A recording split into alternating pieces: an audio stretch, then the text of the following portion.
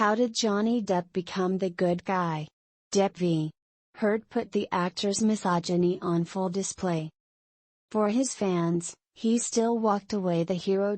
For the final time, the site chats on the Fairfax County Courthouse live streams lit up on Wednesday, a cascade of cheering from Johnny Depp fans celebrating like their team just won the Super Bowl. Go Johnny! Justice for Johnny! We love you, Johnny! A Virginia jury had just delivered its verdict in the case that has cannibalized headlines for the past 6 weeks. Amber Heard, the jury found, had defamed her ex-husband in a 2018 Washington Post op-ed identifying her. Depp had been a charismatic mainstay at the trial throughout, winking at his supporters and rewarding their enthusiasm with Captain Jack Sparrow impressions outside the courthouse. But when the jury read its verdict, he wasn't there. He flew to England after closing arguments wrapped last week and has been enjoying standing ovations while guest starring as a guitarist with Jeff Beck for the musician's UK tour. Not long after the news broke, Depp posted a statement on Instagram.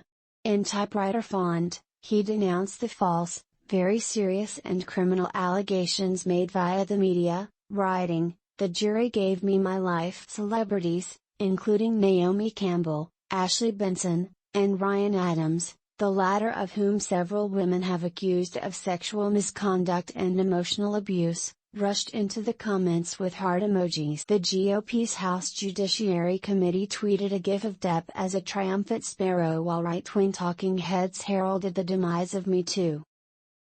As celebs and certain Republicans celebrated, survivors' advocates worried.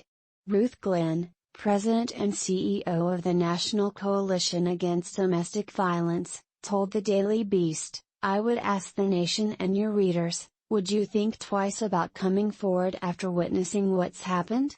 Watching the reactions unspool, I asked myself for the 1000th time whether we were all." Judge Penny Ozcarate guaranteed proceedings would become a spectacle when she made the unusual decision to welcome cameras into her courtroom. But it would be hard for anyone to anticipate just how far off the rails this train would run.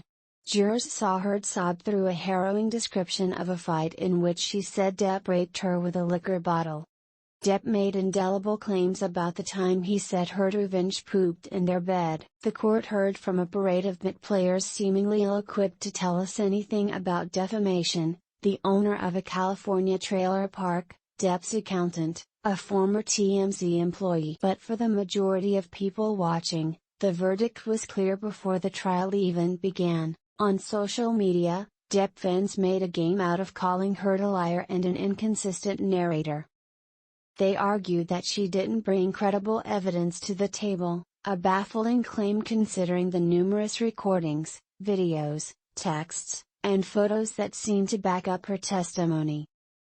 The unifying assessment among Heard's critics seems to be that she is unlikable and this makes her hard to believe. But I struggle to understand how Depp emerged as the good guy. In the courtroom, attorneys dissected Depp's cruel and graphic text messages, in which he called Heard an overused flappy fish market, waste of a cum guzzler, and slippery whore, among other creative. In one exchange, Depp mused about drowning Heard and setting her body on fire. "I will fuck her burnt corpse afterwards to make sure she's dead." Audio and video recordings of an allegedly drunk Depp showcase a similarly profane vocabulary and tinderbox temper. He once wrote threatening messages, little reminders of our past, he called them on the stand, to Heard on their walls in his blood. No one, not even Depp, contests that he did these things. The most disorienting aspect of this trial was the funhouse mirror quality of the evidence. The contours of the image shift and distort depending on your van. Hundreds of thousands of people heard texts in which Depp seemed to fantasize, joked, he said, about murdering and raping his wife and still hold him up as a saint. A court in the UK looked at almost exactly the same exhibits and saw something totally different. Shortly before Depp sued Heard, over an article that did not name him, he filed a libel claim against The Sun for calling him a wife-beater. In November 2020, a judge ruled that the tabloid's reporting was substantially true, finding that Depp had likely abused Heard in 12 of the 14 instances the court had. By that point, Heard had already lost her motion to have the Fairfax lawsuit dismissed and filed a countersuit for $100 million. As the New Yorker's Jessica Winter has observed, Depp's libel argument felt tenuous at best. Winter notes that the language of Heard's op-ed reflects careful legal vetting. Heard did not write that she is a survivor of domestic abuse but that she is a public figure representing it, a point that's hard to argue. During the couple's 2016 divorce, photos of Heard's bruised face ran on the cover of People magazine. A video she'd filmed on her phone of Depp smashing glasses in their kitchen popped up on TMZ. Text messages leaked in which Depp's assistant conveys the actor's apologies for purportedly kicking Heard the night before. Depp's lawsuit against The Sun surfaced new details, including Heard's testimony that the relationship left her in fear for her life. Some incidents were so severe that I was afraid he was going to kill me, either intentionally or just by losing control and going too far, she told the. All of this attracted media attention when it happened, but none of it appeared in Heard's op-ed. And none of it appears to have made an impression on Depp's fans. While listening to the burnt corpse conversation read aloud in court, one participant in a livestream chat acknowledged that it did sound bad, but Heard had still married him. Others encouraged Heard to shut up and find some dignity while she recounted the night Depp allegedly assaulted her with a bottle. On TikTok, committed supporters took courtroom clips out of context, creating a scroll of highlight reels that cherry-pick evidence in Depp's favor. If you have opened Instagram in the past several weeks and wondered why your Explore page is suddenly suggesting that Heard did cocaine in court, she didn't. You have the Depp fanship to thank for that narrative. Depp fans have been circulating conspiracy theories about Heard online, alleging she lifted lines of her testimony from the talented Mr. Ripley, No, and even that she killed her own mother to keep her from testifying at Depp's UK trial, also No. On the stand in Fairfax, Depp waved away his more damning asides as examples of his quirky, dark humor. He tried to shirk responsibility for messages sent from his phone, going so far as to suggest that Heard's team had illegally typed up new evidence the night before. One thing that has become clear, through the barrage of Depp messages read aloud in court since April, is that the actor possesses a distinct voice as a writer. Now I will stop at nothing. He wrote in a text to his and Heard's former talent agent in 2016, referencing Heard's new relationship with Elon Musk. Let's see if Mollusk has a pair, I'll show him things he's never seen before, like, the other side of his dick when I slice it off. In another text, Depp expressed the hope that Heard's rotting corpse was decomposing in the fucking trunk of a Honda Civic.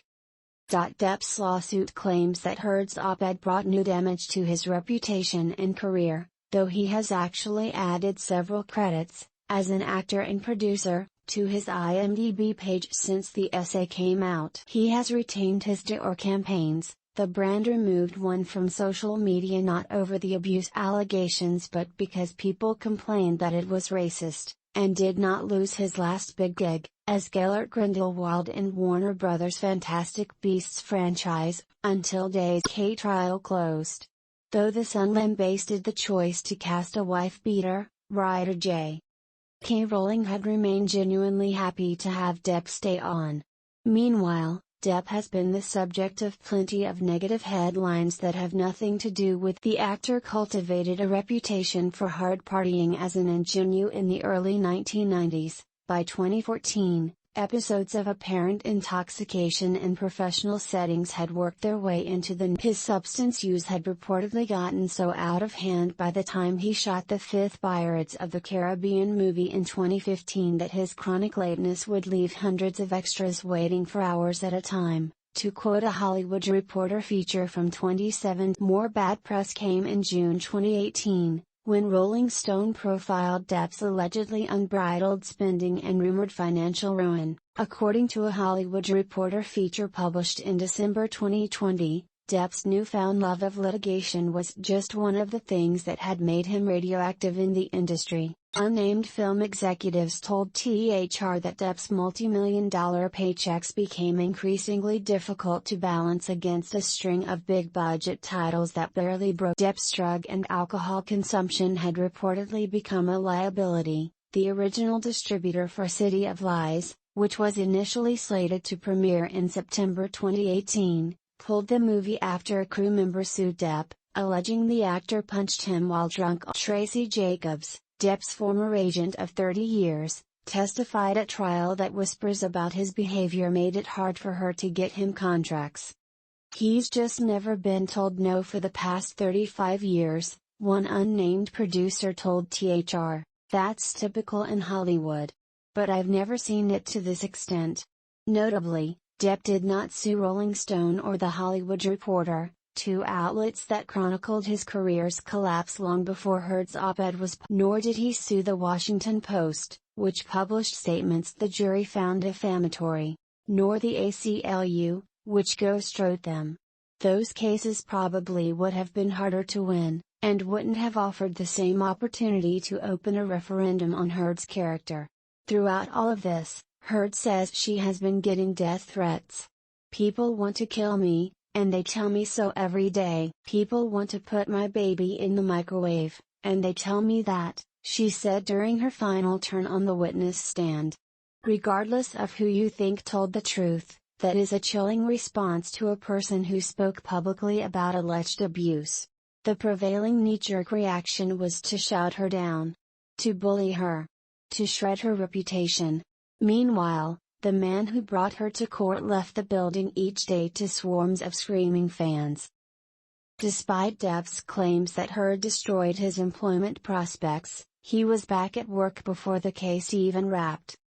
That doesn't sound so much like getting his life back as simply returning to it, walking on stage confident in the expectation that the crowd would applaud like they always do. For his fans, Depp has always been innocent, a testament to his enduring influence even without the big film studios behind him.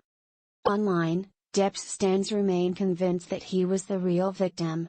But if the trial demonstrated anything, it's how incredibly powerful Depp and his image remain.